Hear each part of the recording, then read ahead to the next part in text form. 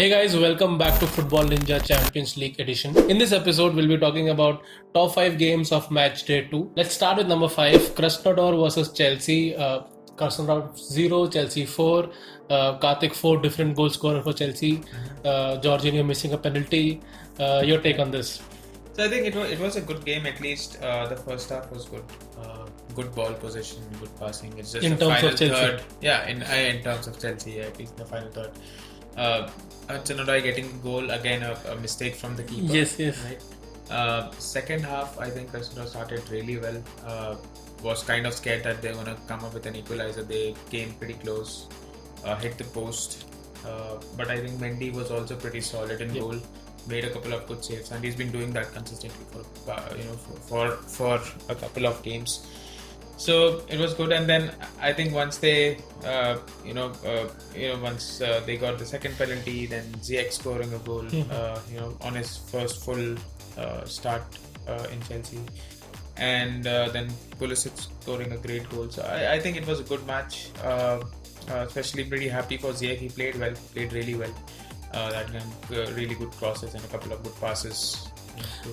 I think multiple positives for Chelsea here. Also, Mendy coming up with one more clean sheet here, and also if you see Champions League, I think it's the only Russian audience who are actually enjoying it in the match in the stadium. Switching to number 4, Karthik, Locomotor Moscow versus Bayern. Bayern winning it 2-1. Though the scoreline is very close, but the game at a point of time was anybody's take. I think Locomotive missed one very easy chance where there could have been a good pass. Your take on this? I think they were the ones who sort of came the closest, to beating or at least drawing a match against Bayern in the Champions League. Yeah.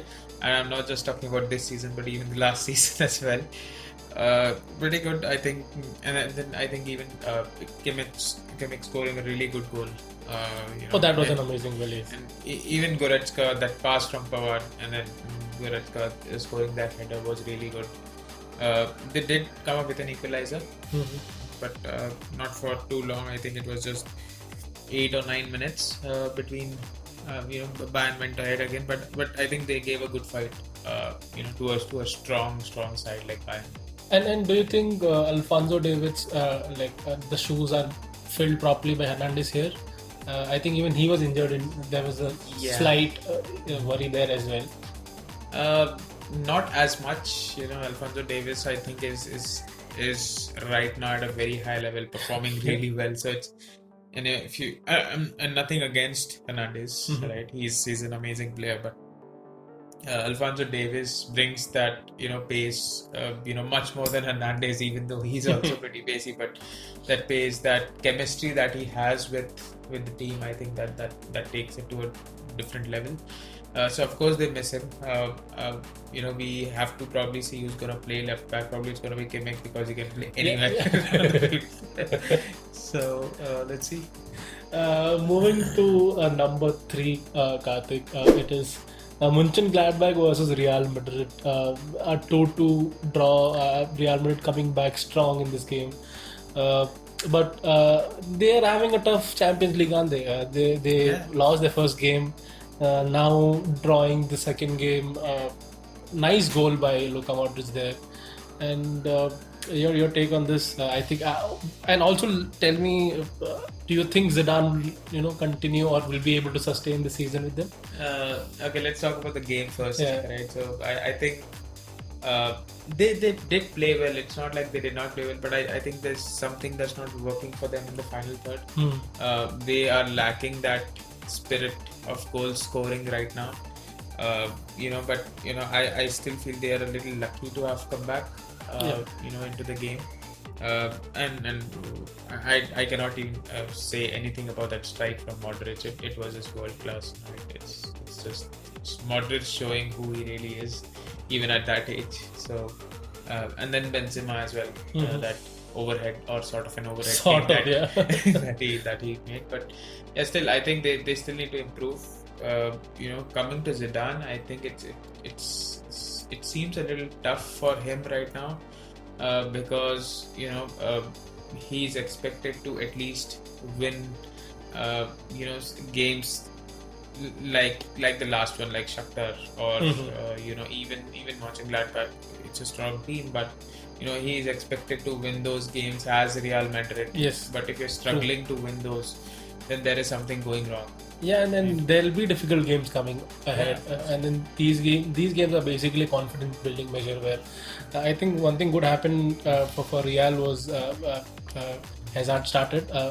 Not started. Hazard came in as a substitute. Yeah. Came in as a substitute. How did he play? Like, what did you think about his game? See, he's not at that level that he was playing at Chelsea. Probably, True. I also think that at Chelsea he was given that importance, a lot of importance. All the team was around him. Was around him, and that's not the case at Real. There are a lot of players. So that always is the difference. But I also think he's come back from he's been injured a lot in the last year, and again he went through an injury. He just came back. This was his first game, came back. So we still gotta wait and see, how that goes, or how that But he cannot be the only player that Zidane depends on. He has a good bench. He has a couple of good players on the bench, on the field as well. It's not just about Hazard. Last season they did not win the league because of Hazard. Right? He just scored one goal. So, and it's the same team. I think Hazard has to prove himself more so that the manager then makes a team around him. Once he proves himself in La Liga and also for Real in Champions League and other competitions. I'm going to move to game number 2. A very interesting game. It was Juventus against Barcelona. Juventus losing it 2-0 to Barcelona. A very exciting game. If you are not Morata scoring a hat-trick on 3 offsides. Unlucky game for him. Yeah, of course. I mean, it was they were good finishes. He was trying really hard. Unfortunately, they were. I think 2 of them were very close offsides. Very 50-50 here and very 50-50, which probably wouldn't have been given at times. But I mean, it's also Barcelona they're playing against. So, jokes aside, I think Juventus did not play bad. Even for Barcelona, I think they missed a couple of chances. Yeah, Griezmann missing. Griezmann hitting the post once. He's missing. Messi missed 2 of them, which he would probably score on another day. Or probably when he will be at the best form, he would definitely cover that inside. And I think he should come back to his best form now that Bartomeu has resigned. So let's see how that goes. But in terms of the games, I think Pjanic also played really well against his former team. Was instrumental for the red card. What did you think about it? I think good things for Ronald Koeman from this game. Dembele scoring the first goal, though I think a big deflection, but scoring that goal, and then Messi scoring the penalty. A good takeaway for them. I think they're winning at Juventus home after a long time also. So there would be certain. I still feel that it'll take some time for Ronald Koeman to be in that club and figure it out. I think this win would give some sort of confidence, or probably I think somehow I hope Griezmann's bad luck stops the kind of goals he would have easily scored in Atletico. He's struggling in Barcelona, which we saw last season also, and it's still continuing. So that bad omen still continues regardlessly who's at the management. So I hope that goes. I think let's come to the game you've been waiting for to talk all this. Game number 1, Karthik. Manchester United versus RB Leipzig. Let me make it a little more clear. Bundesliga leader right now versus 14th number team in Premier League, winning it 5-0.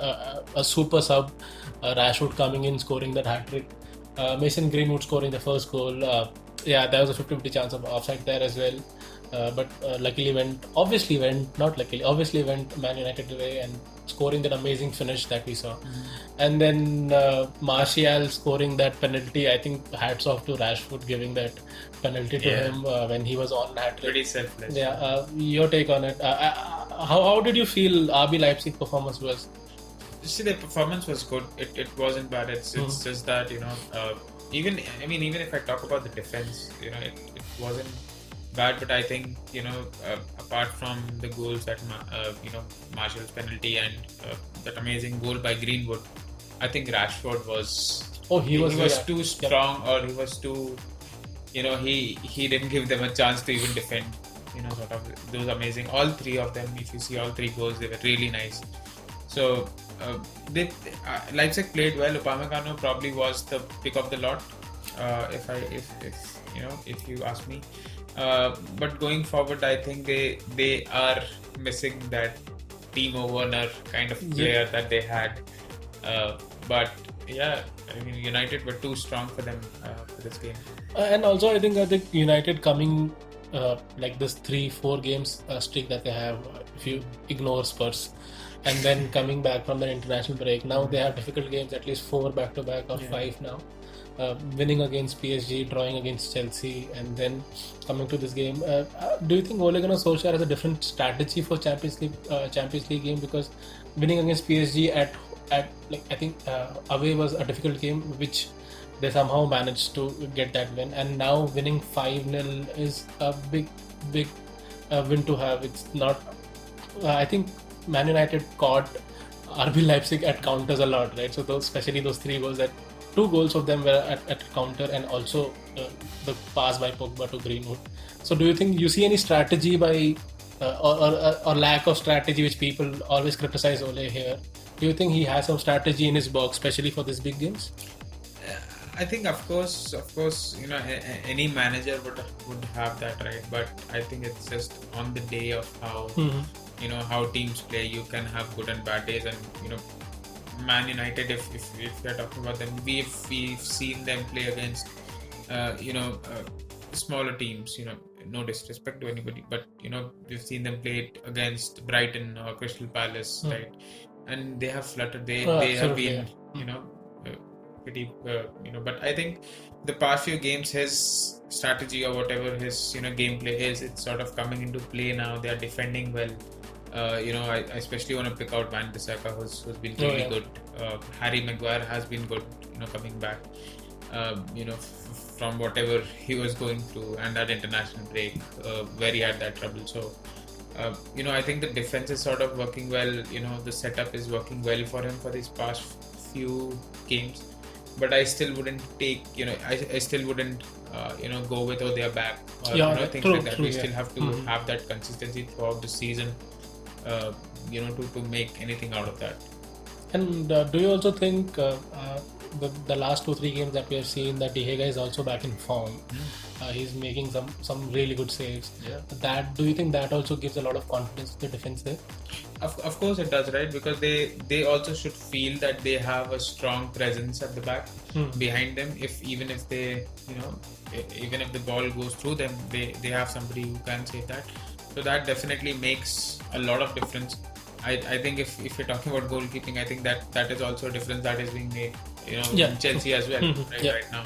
So I mean, kudos to him. I think Dean Henderson also made that happen. Because he's been phenomenal last season, and De Gea obviously doesn't want to lose his place. So, and now under this pressure of, he knows there is somebody waiting and eagerly waiting for his position, he's performing his best. And I think if he has a couple of bad performances, if he wouldn't have, then I think Dean Henderson could have easily replaced him.